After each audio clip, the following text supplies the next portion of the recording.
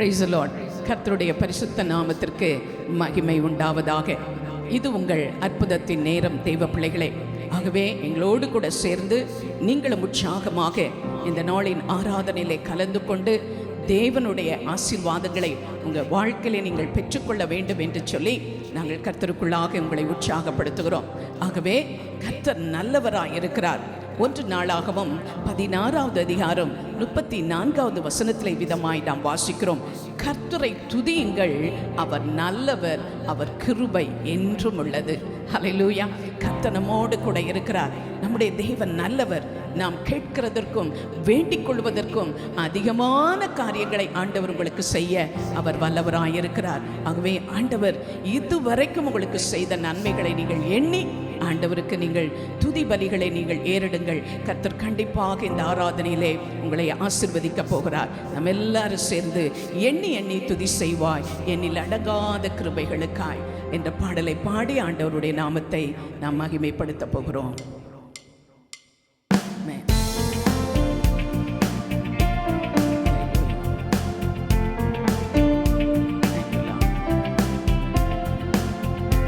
எண்ணி எண்ணி துதி செய்வாய் என்னில் அடங்காத கிருபைகளுக்காய் என்றும் தாங்கும் தம்புயமே இன்ப இயேசுவின் நாமமே என்றும் தாங்கும் தம்புயமே இன்ப இயேசுவின் நாமமே எண்ணி எண்ணி துதி செய்வாய்.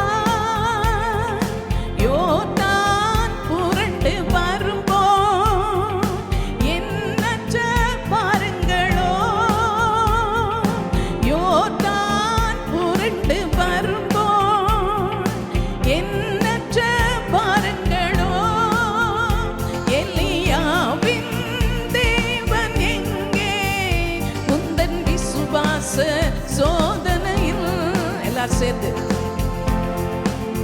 தேவன் எங்கே உந்தன் விசுவாச சோதனையில் எண்ணி எண்ணி துதி செய்வாய் என்னில் அடங்காத கிருபைகளுக்காய் என்றும் தாங்கும் தம்புயமே இன்ப இயேசுவின் நாமமே என்றும் தாங்கும் தம்புயமே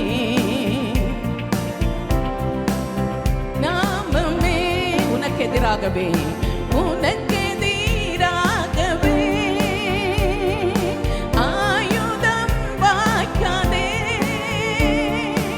உனக்கெதிராகவே எல்லாம் சேர்ந்து சொல்வாமா, ஆயுதம் வாய்க்காதே, உன்னை அழைத்தவர் உண்மை தேவன், தம் தாசருக்கு நீதியவர், உன்னை அழைத்தவர் உண்மை தேவன், தம் தாசருக்கு நீதியவர்.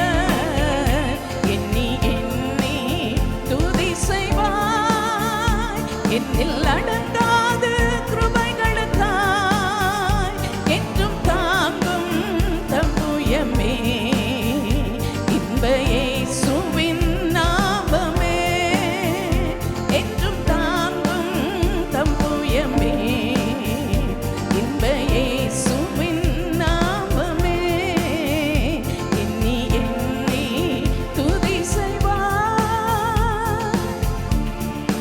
ஆமா, ஹல்லேலூயா.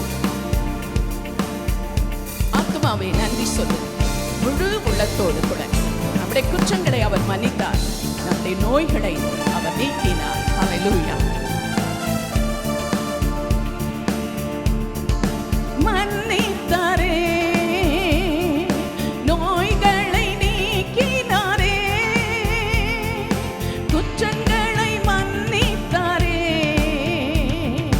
நோய்களை நீக்கினாரே. எல்லாம் சேர்ந்து படுகொழியில் நின்று மீட்டாரே, ஜீவனை தந்தாரே,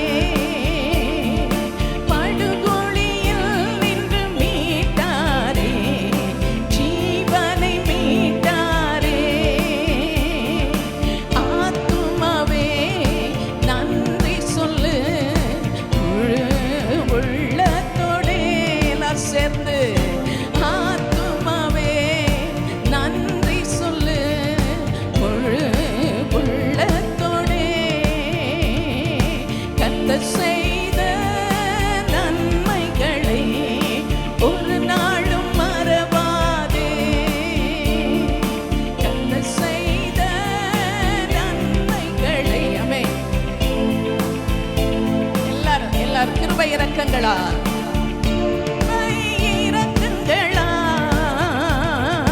மணிமுடி சூட்டுகின்றார். கிருபை இரக்கங்கள் உன்னை மணிமுடி சூட்டுகின்றார். வாழ்நாளெல்லாம் நன்மைகளால் திருப்தியாக்குகின்றார். எல்லாம் சேர்ந்து சொல்வோமா? எல்லாம் சேர்ந்து நன்மைகளால் திருப்தியாக்குகின்றார். எல்லாம் முழு இதயத்தோடு நன்மைகளை ஒரு நாளும் மறவாதே. முழு இதயத்தோடு கூட கர்த்தர் செய்த நன்மைகளை ஒரு நாளும் மறவாதே. என் ஆத்துமாவே நன்றி சொல்லு முழு உள்ளத்தோடே. எல்லாரும் ஒன்று சேர்ந்து என் ஆத்துமாவே நன்றி சொல்லு முழு உள்ளத்தோடே.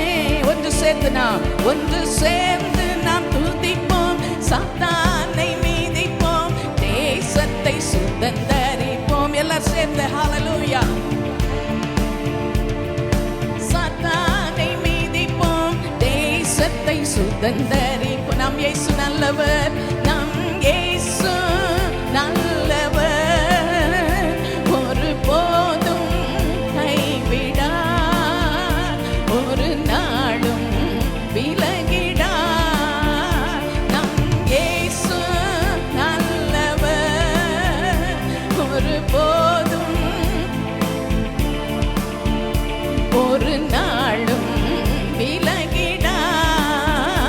ஒன்று சேர்ந்து நாம் துதிப்போம், சாத்தானை மீதிப்போம், தேசத்தை சுதந்தரிப்போம். எல்லாரும் சேர்ந்து ஒன்று சேர்ந்து நாம் துதிப்போம், சாத்தானை மீதிப்போம், தேசத்தை சுதந்தரிப்போம். ஒன்று சேர்ந்து நாம் துதிப்போம், சாத்தானை மீதிப்போம், தேசத்தை சுதந்தரிப்போம். நம் இயேசு நல்லவர், ஒருபோதும் கைவிடார், ஒரு நாளும் விலகிடார். நம் இயேசு உன்னை ஒருபோதும் அவர் கைவிட மாட்டார். அவரை நம்பின ஒருவரையும் அவர் விட்டு விலகுவதில்லை.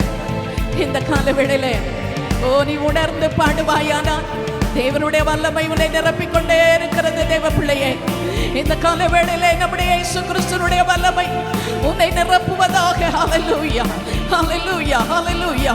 கர்த்தருடைய வல்லமை இப்பொழுதே உன் மேலே இறங்கி வந்து உனக்குள்ளாய் இருக்கிற எல்லா பலவீனத்தையும், எல்லா கட்டுகளையும், எல்லா தடைகளையும் அது மாற்றி நம்முடைய இயேசு உன்னோடு கூட இருந்து அவர் எல்லா தடைகளையும் மேற்கொண்டு உன்னை அபிஷேக தைலத்தினாலே உன்னை இப்பொழுது நிரப்பிக் கொண்டிருக்கிறார். ஹல்லேலூயா, ஹல்லேலூயா. உன்னை நிரப்பிக் கொண்டிருக்கிறார். யாரெல்லாம் விசுவாசத்தோடு கூட இந்த காலவேளையிலே இந்த ஆராதனையிலே பங்கு பெறுகிறார்களோ, ஆண்டவரே இப்பொழுதே உம்முடைய வல்லமை அவர்களை நிரப்புவதாக. ஆண்டவரே உம்முடைய அபிஷேக தைலம் சிறுசு முதல் உள்ள கால் வரை அவர்களை நிரப்பி, ஆண்டவரே உம்முடைய ஆனந்த தைலத்தினாலே அவர்களை அபிஷேகம் பண்ணுவீராக. Let your power fill everyone, Lord, in the name of Jesus, Lord. Hallelujah. Today let them receive the hallelujah, mighty power, Lord. Hallelujah. Today let them see the glorious, victorious life, Lord. Hallelujah. Mighty, mighty, mighty, mighty God. Hallelujah. You are the wonder working God. ஆண்டவரே, நீர் ஒரு நாளும் அவர்களை கைவிடுவதில்லை. அவர்களை உற்சாகப்படுத்தி அவர்களை வழி நடத்துகிற எங்கள் இயேசுவோடு கூட இருக்கிறீர். அதற்காக உமக்கு நன்றி அப்பா, நன்றி ஆண்டவரே. எல்லாரும் தேவ பிரசன்னத்தை உணர்ந்து ஆண்டவருடைய சமூகத்திலே நம்மை தாழ்த்தி, ஆண்டவரே நீர் எனக்காக மரித்தீரப்பா, பரலோகத்தின் மேன்மையெல்லாம் விட்டு இந்த பூலோகத்திற்கு வந்தீரே, நேசரே உடைய பாதத்தை நான் பிடித்துக் கொள்ளுகிறேன் ஆண்டவரே என்று சொல்லி நம்மை முழுமையாய் அர்ப்பணித்து ஆண்டவரை நாம் ஆராதனை செய்ய போகிறோம்.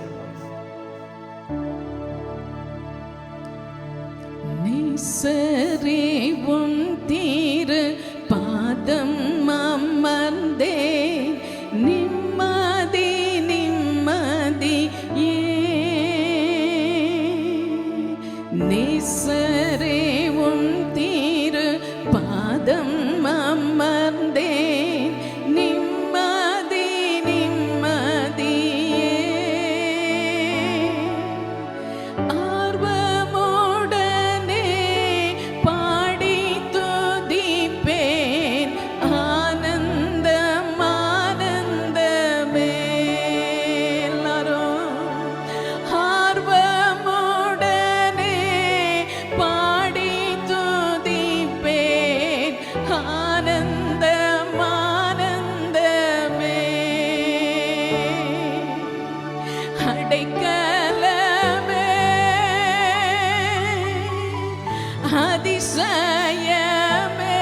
அதிசயமேலாரும் ஆராதனை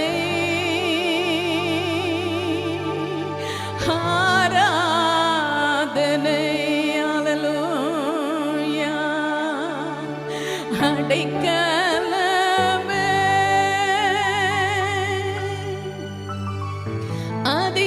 அதிசயமே ஆராதனை கரங்களை உயர்த்தி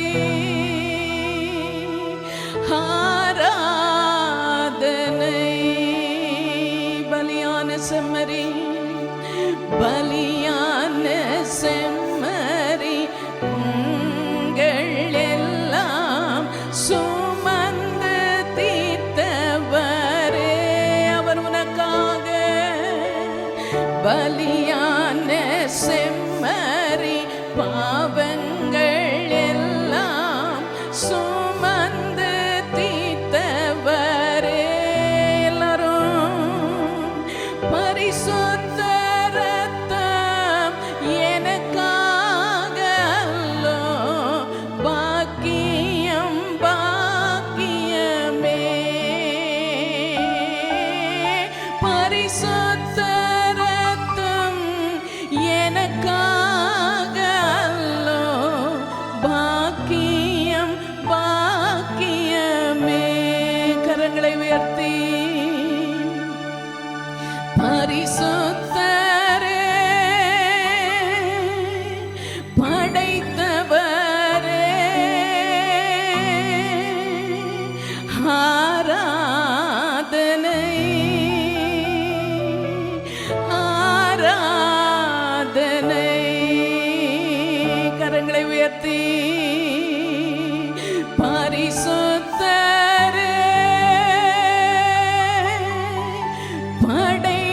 படைத்தவரே ஆராதனை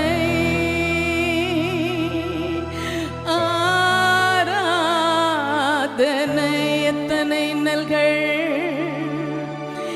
எத்தனை இன்னல்கள் என் வாழ்வில் வந்தாலும் உம்மை பிரியேனையா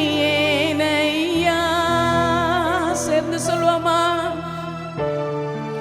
எத்தனை இன்னல்கள் என் வாழ்வில் வந்தாலும் உம்மை பிரியேனையா ரத்தமே சிந்தி சாட்சியாய் வாழ்வேன் நிச்சயம் நிச்சயமே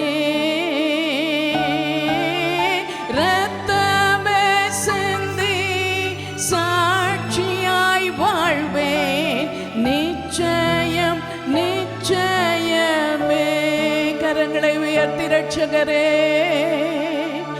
ரட்சகரே இயேசுநாதா ஆராதனை ஆராதனை ரட்சகரே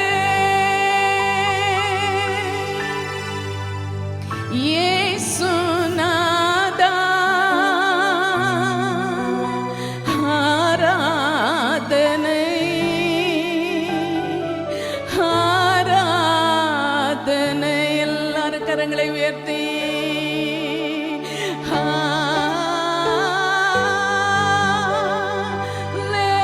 ஹல்லேலூயா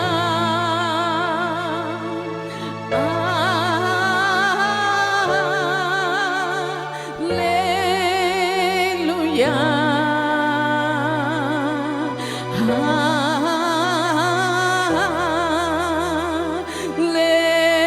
ஹல்லேலூயா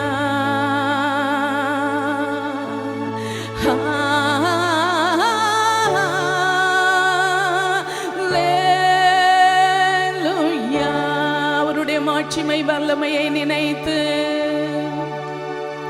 ஹல்லேலூயா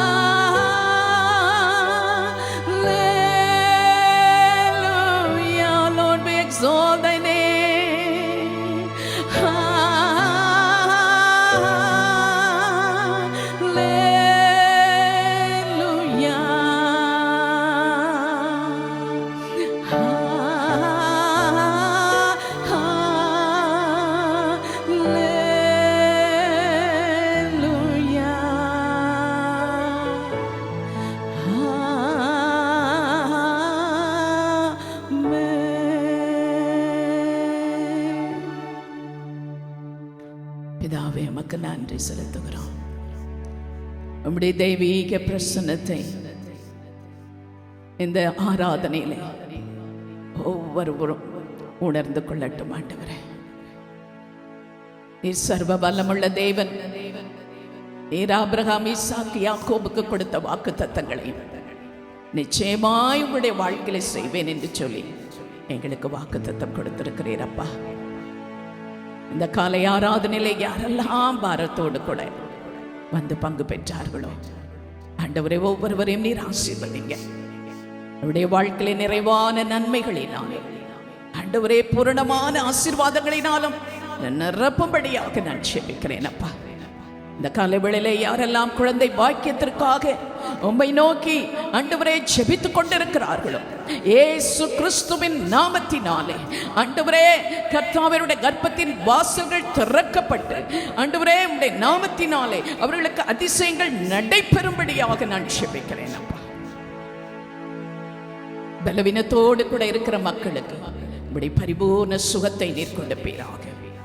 சமாதானம் இல்லாமல் இருக்கிற மக்களுக்கு ஆண்டவரே உம்முடைய சமாதானத்தை தந்து உம்முடைய பூரணமாய் வழி நடத்துங்கப்பா. உம்முடைய கரத்தில் எல்லாவற்றையும் நாங்கள் தாழ்த்தி ஒப்பு கொடுக்கிறோம். துதி கன மகிமை எல்லாம் உமக்கே ஆண்டவரே. இயேசு கிறிஸ்துவின் மூலமாக வேண்டிக் கொள்கிறோம் நல்ல பிதாவே. ஆமென், ஆமென். கிறிஸ்துவுக்குள் அன்பான தேவ ஜனமே, ஆண்டவராகிய இயேசு கிறிஸ்துவின் இணையற்ற நாமத்திலே உடைய வாழ்க்கையிலே கிருபையும் சமாதானமும் பெருகுவதாக. இது கர்த்தர் உண்டு பண்ணின நாள். இதிலே களி கூர்ந்து நாம் மகிழக் கடவோம். தேவனுடைய வார்த்தைக்காக வாஞ்சையோடு விருப்பத்தோடு திறந்த மனதோடு ஆண்டுடைய சமூகத்திலே காத்திருப்போமானால் நிச்சயம் கர்த்தருடைய வார்த்தையின் மூலமாய் ஆண்டவர் உங்களோடு கூட இடைப்படுவார் என்பதிலே சந்தேகமே இல்லை. பரிசுத்த மத்தேயு எழுதின சுவிசேஷம் 25வது அதிகாரம் 13வது வசனம். மத்தேயு 25:13. மனுஷகுமாரன் வரும் நாளையாவது நாளிகையாவது நீங்கள் அறியாதிருக்கிறபடியால் விழித்திருங்கள். அன்பு தேவ ஜனமே, கடைசி நாட்களிலே நாம் வாழ்ந்து கொண்டிருக்கிறோம். வேதத்திலே ஆண்டவர் சொல்லியிருக்கிற எல்லா அடையாளங்களும் எல்லா தீர்க்கதரிசனங்களும் தத்ரூபமாக அது நிறைவேறி கொண்டு வருகிறதை நாம் கண்கூடாக நாம் பார்த்து கொண்டு வருகிறோம். ஆகவே ஆண்டுடைய வருகைக்காக தேவ ஜனங்கள் ஆயத்தமாய் இருக்க வேண்டும் என்று சொல்லி வேதம் நம்மை எச்சரித்து சொல்லுகிற வார்த்தையை நாம் பார்க்கிறோம். ஆமோஸின் புஸ்தகம் 4வது அதிகாரம் 12வது வசனம் இப்படியாக சொல்லுகிறது: இஸ்ரவேலே, உன் தேவனை சந்திக்கும்படி ஆயத்தப்படு என்று சொல்லி. அருமையான தேவ ஜனமே, நாம் நினையாத நேரத்திலே ஆண்டவருடைய வருகை அங்கே இருக்கும் என்று சொன்னால் நாம் ஆயத்தப்படாத தேவ ஜனங்களாய் காணப்படுவோமானால் ஆண்டவருடைய வருகையிலே ஒருவேளை நாம் கைவிடப்பட்டவர்களாய் அங்கே இருக்கக்கூடிய ஒரு சூழ்நிலை உருவாகும். ஆகவேதான் வேதம் நம்மை தொடர்ந்து எச்சரித்து சொல்லித்து கொண்டே வருகிறது. தேவ ஜனமே, உன் ஆண்டவரை சந்திக்கும்படி உன் தேவனை சந்திக்கும்படி நீ ஆயத்தப்படு என்று ஆண்டவர் தொடர்ந்து தேவ ஜனங்களோடு கூட ஆண்டவர் பேசிக்கொண்டே வருகிறார். இந்த நாளிலும் கர்த்தர் உங்களோடு கூட பேசுவதற்கு அவர் வல்லமுள்ள தேவனாயிருக்கிறார். நம்முடைய இருதயத்தை நாம் ஆயத்தப்படுத்த வேண்டும். வேதத்திலே சங்கீதக்காரன் சொல்கிறான், தேவனே, என் இருதயம் ஆயத்தமாயிருக்கிறது, நான் பாடி கர்த்தரை கீர்த்தனம் பண்ணுவேன் என்று சொல்லி சங்கீதக்காரனாகிய தாவீது சொல்லுகிற வார்த்தையை நாம் பார்க்கிறோம். அன்பு தேவ ஜனமே, ஆண்டுடைய வருகைக்காக நாம் ஆயத்தப்படும்படியாக இந்த நாளிலும் வேதம் சொல்லுகிற சில ஆலோசனைகளை நாம் கேட்டு அதன்படியாக செய்வோமானால் நிச்சயமாக நம்முடைய ஆண்டவருடைய வருகையிலே ராஜாதி ராஜாவாக கர்த்தாதி கர்த்தாவாக நம்முடைய ஆண்டவராகிய இயேசு வரும்போது அவரை சந்திக்கக்கூடிய மணவாட்டி சபையாக நாம் எதிர்கொண்டு போவோம் என்பதிலே சந்தேகமே இல்லை. ஆண்டவராகிய இயேசு கிறிஸ்து மத்தேயு 25வது அதிகாரத்திலே ஒரு உவமையை சொன்னார். மணவாளனை சந்திக்கும்படியாக அவரை எதிர்கொண்டு போக புறப்பட்ட 10 கன்னிகைகளை குறித்து அங்கே ஆண்டவர் நம்மோடு கூட பேசினார். அதிலே 5 பேர் புத்தி உள்ளவர்களும் 5 பேர் புத்தி இல்லாதவர்களுமாய் இருந்தார்கள் என்று வேதம் சொல்கிறது. புத்தி உள்ளவர்கள் அங்கே கல்யாண வீட்டிற்குள்ளாக அவர்கள் பிரவேசித்தார்கள், கதவும் அடைக்கப்பட்டது. ஆனால் புத்தி இல்லாதவர்கள், அவர்கள் ஆயத்தம் இல்லாமல் அவர்கள் கடந்து போனபடியினாலே அவர்கள் கைவிடப்பட்டவர்களாய் காணப்பட்டார்கள், கதவும் அடைக்கப்பட்டது என்று சொல்லி அங்கே வேதம் எச்சரிக்கிற வார்த்தையை நாம் பார்க்கிறோம். அருமையான தேவனுடைய பிள்ளையே, கிருபையினுடைய வாசல் அடைக்கப்படுவதற்கு முன்பாக இன்றைக்கு ஆண்டவர் இதோ நம்மிடத்தில் எதிர்பார்க்கிற ஆயத்தங்களோடு தேவ சமூகத்திலே நாம் காணப்பட வேண்டும் என்று வேதம் நமக்கு ஆலோசனையாக சொல்லுகிற வார்த்தையை நாம் பார்க்கிறோம். அங்கே பாருங்கள், மணவாளனை எதிர்கொண்டு போவதற்கு 10 கன்னிகைகள் அங்கே கையிலே தீவட்டிகளோடு அவர்கள் கடந்து போனார்கள் என்று சொல்லப்பட்டிருக்கிறது. அருமையான தேவ ஜனமே, ஆவிக்குரிய சபைய, மணவாட்டி சபைய ஒரு பரிசுத்தமான கன்னிகைக்கு, அங்கே கிறிஸ்துவாகிய மணவாளனுக்கு நியமிக்கப்பட்ட ஒரு கன்னிகைக்கு வேதம் அங்கே உருவகமாக சொல்லுகிற காரியத்தை நாம் பார்க்கிறோம். 2 கொரிந்தியரின் புஸ்தகம் 11வது அதிகாரம் 2வது வசனம் இப்படியாக சொல்கிறது: நான் உங்களை கற்புள்ள கன்னிகையாக கிறிஸ்து என்னும் ஒரே புருஷனுக்கு ஒப்புக்கொடுக்க நியமித்தபடியால் உங்களுக்காக தேவ வைராக்கியமான வைராக்கியம் கொண்டிருக்கிறேன் என்று அப்போஸ்தலனாகிய பவுல் எழுதுகிற காரியத்தை பார்க்கிறோம். அன்பு தேவ பிள்ளையே, மணவாட்டி சபை ஒரு பரிசுத்தமான கன்னிகைக்கு, கரை திரை அற்ற ஒரு கன்னிகைக்கு, கிறிஸ்துவாகிய மணவாளனுக்கு நியமிக்கப்பட்ட ஒரு கன்னிகைக்கு ஒப்பாயிருக்கிறது என்று சொல்லி வேதம் சொல்கிறது.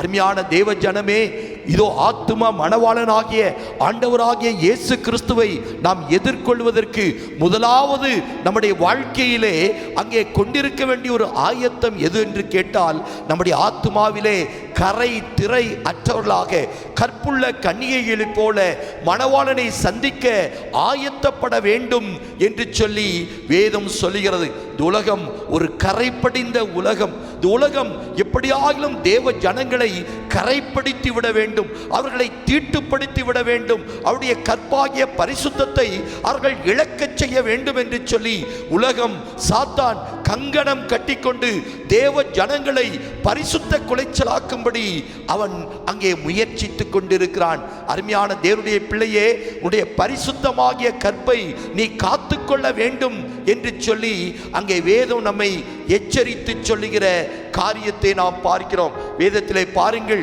தானியேலை குறித்து நாம் வாசிக்கிறோம். அவர் பாபிலோன் என்கிற அந்த பாவம் நிறைந்த ஒரு பட்டணத்திலே அவர் காணப்பட்டாலும் கூட ராஜாவின் போஜனத்தினாலும் அவர் பானம் பண்ணும் திராட்சை ரசத்தினாலும் என்னை தீட்டுப்படுத்த மாட்டேன் என்று தன்னுடைய உள்ளத்திலே தீர்மானம் கொண்டவராக அந்த பாவம் நிறைந்த இடத்திலும் கர்த்தருக்காக பக்தி வைராக்கியம் உள்ள பரிசுத்தம் உள்ள ஒரு தேவ மனிதனாக தன்னை காத்துக் கொள்வதிலே அவர் எச்சரிக்கை உள்ளவராய் இருந்தார் என்று சொல்லி வேதம் சொல்லுகிறது.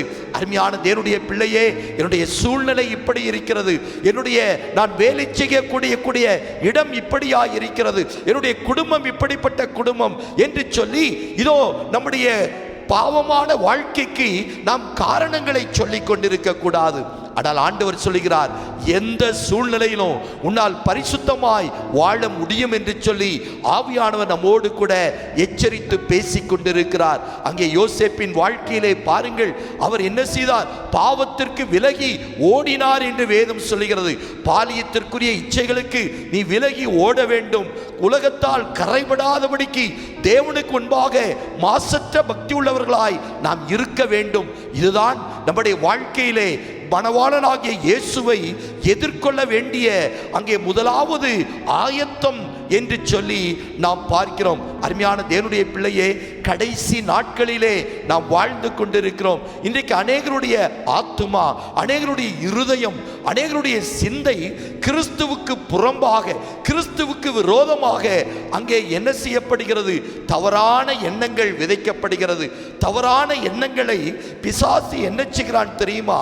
அங்கே களையான விதைகளைப் போல அவன் விதைத்து கொண்டிருக்கிறான். இன்றைக்கு பாருங்கள், சோசியல் மீடியா என்று சொல்லுகிறோம், அல்லது திரைப்படங்கள் மூலமாக அநேக தவறான விதைகள் தவறான எண்ணங்கள், அங்கே சத்தியத்திற்கு புறம்பான காரியங்கள், ஆண்டவரை குறித்து, கிறிஸ்துவை குறித்தும், தேவனுடைய ஊழியர்களை குறித்தும், விசுவாசிகளை குறித்தும் அங்கே தவறான விதைகள் விதைக்கப்படுவதனாலே இன்றைக்கு அநேகருடைய இருதயம் கிறிஸ்துடைய விசுவாசத்திற்கு புறம்பாக அது மாறிவிடுகிறது என்று காணப்படுகிறோம். வேதத்திலே அப்போஸ்தலனாகிய பவுல் இப்படியாக ஒரு வார்த்தையை சொல்கிறார்.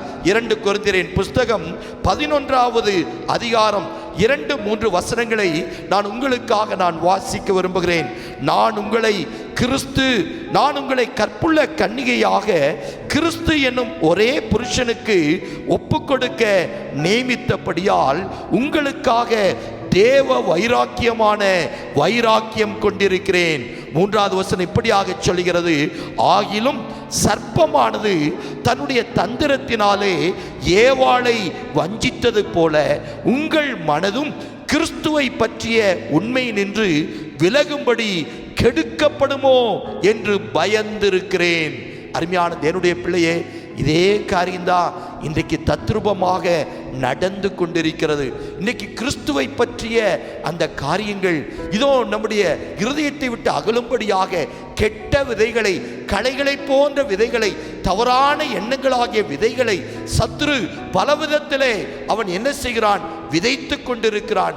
உலக ஜனங்களுக்குள்ளாய் விதைத்து கொண்டிருக்கிறான், தேசங்களிலே விதைத்து கொண்டிருக்கிறான், விசுவாசிகளுக்குள்ளாய் தவறான எண்ணங்களையும் அபிப்பிராயங்களையும் கொடுத்து அவர்களை எப்படியாகிலும் கிறிஸ்துவினுடைய அந்த விசுவாசத்திலிருந்து திசை திருப்ப வேண்டும் என்று அவன் கங்கணம் கட்டி கொண்டிருக்கிறான்.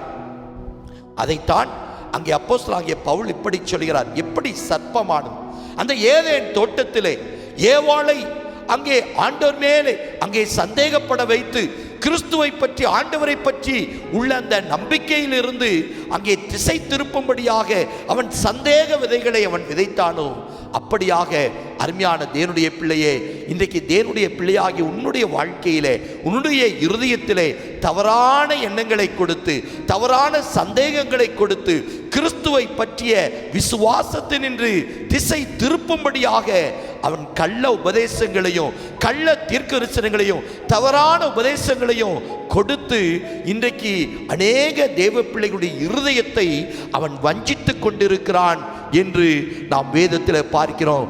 அன்பு தெய்வ பிள்ளைகளே, இப்படிப்பட்ட காலங்களிலே நாம் ஜாக்கிரதை உள்ளவர்களாய் இருக்க வேண்டும் என்று சொல்லி வேதம் சொல்கிறது. சோர்ந்து போய் விடாதிருங்கள். கடைசி நாட்களிலே இப்படிப்பட்ட காரியங்கள் நிச்சயமாய் நடக்கத்தான் செய்யும். ஆனால் ஆண்டவர் உங்களோடு கூட இருக்கிறார்.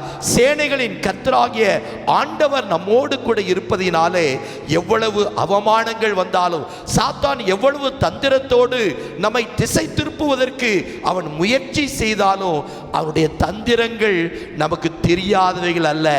ஆண்டுடைய விசுவாசத்திலே நாம் நிலைத்து நிற்போமானால் நிச்சயமாக நம்மை திசை திருப்புகிற, நம்மை வஞ்சிக்கிற பொல்லாத ஆவியாகிய வலுசற்பமாகிய சாத்தானை இயேசுவின் நாமத்திலே நாம் முறியடிக்க முடியும். ஆகவே அருமையான தேவனுடைய பிள்ளைகளே, நாம் புத்தியுள்ள பிள்ளைகளாக இதோ ஆவிக்குரிய வாழ்க்கையிலே விழிப்புள்ளவர்களாய் நாம் காணப்படவும் என்று வேதம் நம்மை எச்சரித்து சொல்லுகிறது. அருமையான தேவனுடைய பிள்ளையே, அந்த 10 கன்னிகைகளிலே அங்கே 5 பேர் புத்தி உள்ளவர்களாயிருந்தார்களாம், 5 பேர் புத்தி இல்லாதவர்களாயிருந்தார்கள். இன்றைக்கு கூட எல்லாரையும் பார்க்கும்போது நானும் விசுவாசி, நானும் ரட்சிக்கப்பட்டிருக்கிறேன், நானும் ஆண்டவருடைய பிள்ளை என்று சொல்லலாம். ஆனால் ஆவிக்குரிய வாழ்க்கையிலே நமக்கு விவேகம் வேண்டும், நமக்கு புத்தி வேண்டும், ஆவிக்குரிய ஞானம் வேண்டும்.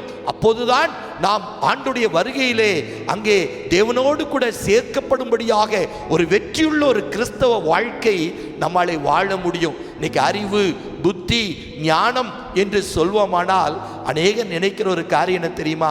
ஏதோ படிக்கிற பிள்ளைகளுக்கு, தேர்வு எழுதுகிற பிள்ளைகளுக்கு இது தேவை, அவ்வளவுதான் என்று சொல்லி அவர்கள் யோசித்து கொண்டிருக்கிறார்கள்.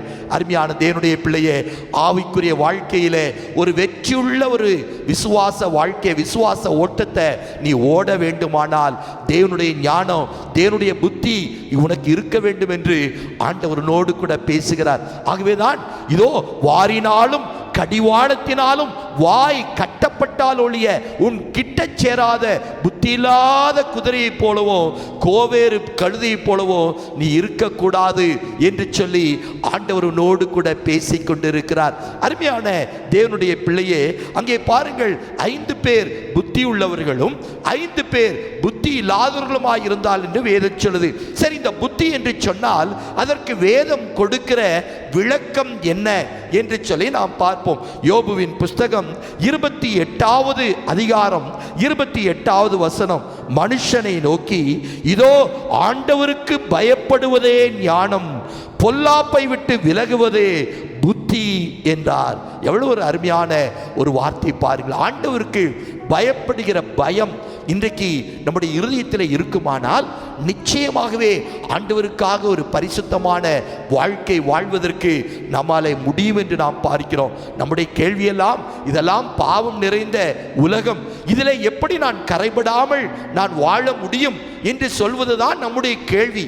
ஆனால் அங்கே பழைய ஏற்பாட்டு பக்தனாகிய யோசேப்பு இப்படியாக சொல்கிறான், இதோ ஆண்டவருக்கு விரோதமாக நான் இவ்வளவு பெரிய பாவம் செய்வது எப்படி என்று சொல்லி, ஐ cannot sin, என்னால் பாவம் செய்ய முடியாது. காரணம் என்ன தெரியுமா? நான் கர்த்தருக்கு பயப்படுகிற மனிதன், ஆண்டுடைய பிரசன்னத்தை எப்போதும் என்னோடு கூட வைத்திருக்கிறேன் என்று சொல்லி அன்றைக்கு யோசேப்பு பாவத்திற்கு விலகி ஓடின ஒரு தேவ மனிதனாய் காணப்பட்டார். காரணம் என்ன தெரியுமா? அங்கே ஆண்டவருக்கு பயப்படுகிற பயம் அவருடைய இருதயத்தில் இருந்தபடியினாலே அவர் பாவத்தை விட்டு ஓடி அங்கே தன்னை பரிசுத்தமாய் காத்து கொண்டார் என்று சொல்லப்பட்டிருக்கிறது. சங்கீதங்களின் புஸ்தகம் 111வது சங்கீதம் 10வது வசனம் இப்படியாக சொல்லுகிறது, கர்த்தருக்கு பயப்படுதலே ஞானத்தின் ஆரம்பம், அவருடைய கற்பனைகளின்படி செய்கிற யாவருக்கும் நற்புத்தி உண்டு, அவர் புகழ்ச்சி என்றைக்கும் நிற்கும் என்று சொல்லி. அருமையான தேவனுடைய பிள்ளையே, எப்படி நாம் புத்தியாய் நடந்து கொள்ள முடியும்? எப்படி ஞானமாய் நாம் நடந்து கொள்ள முடியும்? வேதத்தை வாசித்து ஆண்டுடைய சத்தியத்தின் வழியிலே வலதுபுறமோ இடதுபுறமோ சாயாம அதை நாம் அப்படியே கை கொள்வோமானால், அருமையான தேவனுடைய பிள்ளையே, நிச்சயமாய் நாம் புத்தியோடு கூட தேவ சமூகத்திலே நாம் கடந்து வருவோம் என்பதிலே சந்தேகமே கிடையாது. அன்பு தேவ பிள்ளைகளே, அங்கே பாருங்கள், 10 கன்னிகைகளும் ஒரே மாதிரி தான் இருந்தாங்க. ஒரே மாதிரி ஒருவேளை அங்கே உடை உடுத்தி மிக அலங்காரமாய் அங்கே கல்யாண வஸ்திரத்தை அவர்கள் உடுத்தி இருந்திருக்கலாம். எல்லாருடைய கரத்திலும் அங்கே என்ன இருந்தது தெரியுமா? தீவட்டி இருந்தது. அன்பு தேவ பிள்ளையே, இன்னைக்கு எல்லாரும் சொல்லுவாங்க, நான் ரட்சிக்கப்பட்டு இருக்கிறேன், நான் ஆண்டுடைய பிள்ளை, நான் விசுவாசி, இவ்வளவு காலம் இந்த சபையிலே நான் அங்கத்தினராக இருக்கிறேன் என்று சொல்லி. ஆனால் ஆண்டவருடைய வருகையில தான் யார் உண்மையான விசுவாசி, யாரு ஆயத்தமில்லாத அங்கே பிள்ளைகளாய் காணப்படுகிறார் என்று அந்த வித்தியாசத்தை எப்போது கண்டுபிடிப்பது தெரியுமா? ஆண்டவருடைய வருகையிலே. அங்கே பாருங்க, எல்லாருடைய கரத்திலும் அந்த தீவட்டி அங்கே இருக்கத்தான் செய்தது. அந்த விளக்கு, அந்த லேம்பு எல்லாருடைய கரத்திலும் இருந்தது. ஆனால் ஏன் 5 பேர் புத்தியுள்ளவர்கள், ஏன் 5 பேர் புத்தி இல்லாதவர்கள் என்று வேதம் சொல்லுது என்று கேட்டால், புத்தி உள்ளவர்கள் விளக்கை மாத்திரம் எடுத்துக்கொண்டு போகவில்லை, தீவட்டி மாத்திரம் எடுத்துக்கொண்டு போகவில்லை. ஆனால் அவருடைய கரத்திலே அந்த தீவட்டி அணைந்து போகாமல் பிரகாசமாய் எரியும்படியாக எண்ணெயும் சேர்த்து அவர்கள் எடுத்துக்கொண்டு போனார்கள். அருமையான தேவனுடைய பிள்ளையே, இன்றைக்கு எண்ணெய் என்று சொல்லப்படுவது வேதத்திலே பரிசுத்த ஆவியானவருடைய அபிஷேகத்தை குறிக்கிற ஒரு வார்த்தையாய் காணப்படுகிறது. வேதத்தில் வாசிக்கிறோம், புது எண்ணெயால் நான் அபிஷேகம் பண்ணப்படுகிறேன் என்று சொல்லி. அன்பு தேவ பிள்ளையே, இன்றைக்கு ஏதோ நான் ரட்சிக்கப்பட்டேன், என்றைக்கோ ஆண்டவரை ஏற்றுக்கொண்டேன், ஆண்டுடைய பிள்ளை நானே, ஆண்டுடைய பிள்ளை, ஆண்டுடைய விசுவாசி என்று சொல்லி மார்த்தட்டி கொண்டு இருப்போமானால் கிறிஸ்துனுடைய வருகையிலே ஒருவேளை நாம் கைவிடப்பட்டவர்களாய் நாம் இருக்கக்கூடும். ஆகவே இன்றைக்கு ஒரு முக்கியமான ஒரு ஆயத்தை குறித்து ஆண்டவரோடு கூட பேசிக் கொண்டிருக்கிறார். அது என்ன ஆயத்தம் என்று சொன்னால், பரிசுத்த ஆவியானுடைய அபிஷேகம் என்று சொல்லப்படுகிற அந்த ஆயத்தம் உன்னுடைய வாழ்க்கையிலே இருக்கும் போதுதான் உன்னுடைய ரட்சிப்பாகி அந்த தீபம் அணைந்து போகாதபடி அது பிரகாசித்து எரியும்படியாக கர்த்தர் தொடர்ந்து அந்த தீபத்திலே அவர் எண்ணெயை ஊற்றிக்கொண்டே இருப்பார் என்று நாம் பார்க்கிறோம். அன்பு தெய்வ பிள்ளையே, இன்றைக்கு அநேகருடைய ரட்சிப்பின் தீபம் அணைந்து போகிறது. ஒரு காற்றடித்தால் அல்லது ஒரு சூறாவளி வந்தால், ஒரு வெள்ளம் வந்துவிட்டால் அந்த தீபம் அணைந்து போகிற ஒரு காரியத்தை நாம் பார்க்கிறோம். அன்பு தேவ பிள்ளையே, இன்றைக்கு ரட்சிப்பின் தீபம் பிரகாசித்து எரிந்து கொண்டிருக்கிறதா, அல்லது அது அணைந்து போன நிலைமையிலே இருக்கிறதா என்று ஆண்டவரோடு கூட பேசிக் கொண்டிருக்கிறார். ஒருவேளை உடைய வாழ்க்கையிலே பாடுகள் வரலாம், உபத்திரவங்கள் வரலாம், அவமானங்கள் வரலாம், பிரச்சனைகள் வரலாம், குடும்பத்திலே பண நெருக்கடிகள் வரலாம், சுகவீனங்கள் வரலாம், மரணங்கள் வரலாம். ஆனால் எந்த பிரச்சனைகள் கடந்து வந்தாலும் அருமையான தேவனுடைய பிள்ளையே, உன்னுடைய ரட்சிப்பாகிய தீபத்தை அது அணைத்து போடக்கூடாது. அது தொடர்ந்து சுடர்விட்டு எரியும்படியாக ஆண்டுடைய சமூகத்திலே பரிசுத்த ஆவியானவருக்கு உன்னுடைய வாழ்க்கையை நீ ஒப்புக் கொடுப்பாயானால் ஆண்டவர் தொடர்ந்து அந்த தீபத்திலே எண்ணெய் ஊற்றிக்கொண்டே இருப்பார். அருமையான தேவனுடைய பிள்ளையே, ஒரு முறை ஒரு பக்தன் ஒரு தரிசனத்தை கண்டார். என்ன தரிசனம் என்று கேட்டால், அவருடைய வாழ்க்கையிலே பலவிதமான போராட்டம், பலவிதமான பிரச்சனை.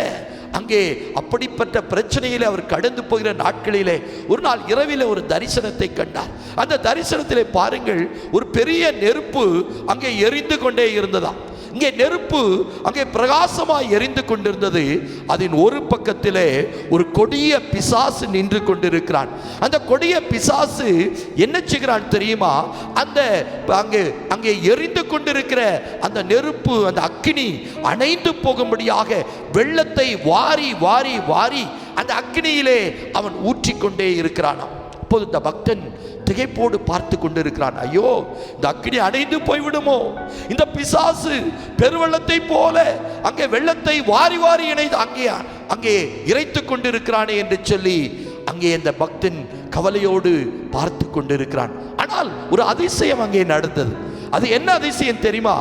எவ்வளவுதான் வெள்ளத்தை வாரி வாரி அவன் இறைத்து அந்த அக்னியிலே அவன் வீசினாலும் கூட அந்த அக்னி அணைந்து போகவில்லை. இன்னும் அது பிரகாசமாய் அது எரிந்து கொண்டே இருந்தது. இந்த பக்தனுக்கு ஒரே ஆச்சரியம், எப்படி இந்த அக்னி இவ்வளவு வெள்ளத்தை வாரி வாரி இறைத்தாலும் இது தொடர்ந்து எரிந்து கொண்டே இருக்கிறது என்று சொல்லி அந்த பக்தன் ஆச்சரியமாய் அதை பார்த்து கொண்டிருந்தான். அப்போதுதான் அவனுக்கு ஒரு சத்தம் கேட்டது. என்ன சத்தம்? என் மகனே, அந்த அக்னியின் மறுமூலைக்கு நீ கடந்து வா என்று சொல்லி. உடனே அந்த பக்தன் என்ன செய்தார் தெரியுமா? அந்த அக்னியினுடைய மறுமூலைக்கு தரிசனத்திலே அவர் கடந்து போனார். அங்கே கடந்து போகும்போது அங்கே ஒரு அழகான ஒரு தேவ தூதன் நின்று கொண்டிருந்தார். இந்த அழகான தேவ தூதன் என்ன செய்கிறான் தெரியுமா? அவருடைய கையிலே அங்கே எண்ணெய் நிரப்பப்பட்ட அங்கே பாத்திரங்கள் இருந்தது. இந்த எண்ணெய் நிரப்பப்பட்ட பாத்திரங்களினாலே என்ன செய்தார்? தொடர்ந்து எண்ணெயை அந்த அக்னியிலே ஊற்றிக்கொண்டே இருந்தார். அப்போதுதான் அந்த பக்தனுக்கு புரிந்தது, ஓ, இதனால் தான் இவ்வளவு வெள்ளங்கள் கடந்து வந்தாலும் கூட இந்த அக்னி தொடர்ந்து பிரகாசித்து எரிந்து கொண்டிருக்கிறது. இதனுடைய ரகசியம் இதுதானா என்று சொல்லி அந்த பக்தன் அறிந்து கொண்டாராம். அருமையான தேவனுடைய பிள்ளையே, உடைய வாழ்க்கையிலே சத்துரு அநேக போராட்டங்களையும் பிரச்சனைகளையும் கொடுத்து வெள்ளம் போல் சத்துரு உன்னுடைய வாழ்க்கையிலே கடந்து வந்து அவன் போராட்டங்களை கொடுக்கலாம். ஆனால் சோர்ந்து போய்விடாதே. பரிசுத்த ஆவியானுடைய சமூகத்திலே நீ காத்திருப்பாயானால் பரிசுத்த ஆவியானவர் தொடர்ந்து எண்ணெயை போல உன்னுடைய இருதயத்திலே உன்னுடைய ஆத்துமாவிலே அவர் கடந்து ஊற்றப்பட்டு உன்னுடைய வாழ்க்கையிலே மகிமையாய் நீ ரட்சிப்பின் வெளிச்சத்தை பிரகாசிக்கும்படியாக தேவன் உன்னை எடுத்து பயன்படுத்துவார் என்பதிலே சந்தேகமே கிடையாது. ஆகவேதான் பிலிப்பியரில் வாசிக்கிறோம், இதோ ஜீவ வசனமாகிய அந்த தீபத்தை பிடித்துக்கொண்டு உலகத்திலே இதோ சுடர்களை போல பிரகாசிக்கிற நீங்கள் என்று சொல்லி. அருமையான தேவனுடைய பிள்ளையே, அந்த ரட்சிப்பின் ஆவியானவர் உனக்குள்ளாய் ஊற்றப்படும் போது ஒரு புதிய வல்லமை, ஒரு புதிய அபிஷேகம் கடந்து வரும். உன்னுடைய வாழ்க்கையிலே கர்த்தருடைய ஜீவ வசனங்களை நீ பிடித்துக்கொண்டு இதோ இருண்ட உலகத்திலே நீ வெளிச்சமாய் பிரகாசிக்கக்கூடிய கிருபையை ஆண்டவர் தருவார். அது மாத்திரமல்ல, பாருங்கள், வேதத்தில் வாசிக்கிறோம், நசரேயனாகிய இயேசுவை தேவன் பரிசுத்த ஆவியினாலும் வல்லமையினாலும் நிரப்பினார். இப்படி பரிசுத்த ஆவியினாலும் வல்லமையினாலும் நிரப்பினபடியினாலே அவர் எப்படி இருந்தார் தெரியுமா? நன்மை செய்கிறவராயும் பிசாசின் வல்லமையிலே அகப்பட்ட அனைவரையும் குணமாக்குறவராயும் விடுதலை செய்கிறவராயும் அவர் காணப்பட்டார். இன்றைக்கு தேவனுடைய அபிஷேகம் உன்னுடைய வாழ்க்கையிலே கடந்து வரும்போது உன்னாலும் கர்த்தருக்காக மகிமையான வல்லமையான காரியங்களை நீ செய்ய முடியும். வேதம் சொல்லுகிறது, the yoke shall be destroyed because of anointing. இந்த பரிசுத்த ஆவியானுடைய அபிஷேகம் உடைய வாழ்க்கையில கடந்து வரும்போது அது நுகங்களை முறிக்கும். அருமையான தேவனுடைய பிள்ளையே, கட்டுகளை உடைக்கும். இயேசுவின் நாமத்தினாலே உன்னை கொண்டு கர்த்தர் மகிமையான காரியங்களை செய்யும்படியாக இந்த பரிசுத்த ஆவியானவர் உனக்காக வல்லமையாய் அந்த கிருபைகளை அபிஷேகத்தை தருவார் என்பதிலே சந்தேகமில்லை. தாவீது 3 முறை அபிஷேகம் பண்ணப்பட்டான். ஒவ்வொரு முறை அபிஷேகம் பண்ணப்பட்ட போதிலும் அவனுடைய அபிஷேகத்தின் வல்லமை கூடிக்கொண்டே வந்தது. அருமையான தேவனுடைய பிள்ளையே, என்றைக்கோ ரட்சிக்கப்பட்டாய், என்றைக்கோ அபிஷேகம் பெற்றாய் என்று சொல்லி இதோ அதோடு உன்னுடைய வாழ்க்கையை நிறுத்திக் கொள்ளாதே. You have to increase your anointing. அந்த பரிசுத்த ஆவியானுடைய அபிஷேகத்தை இன்னும் உன்னுடைய வாழ்க்கையிலே நீ பெருக்கிக் கொள்வதற்கு ஆண்டவருக்கு நீ ஒப்புக் கொடுப்பாயானால் நிச்சயமாகவே பரிசுத்த ஆவியானவர் உன்னை கொண்டு மகிமையான காரியங்களை அவர் செய்வார் என்பதிலே சந்தேகமே கிடையாது.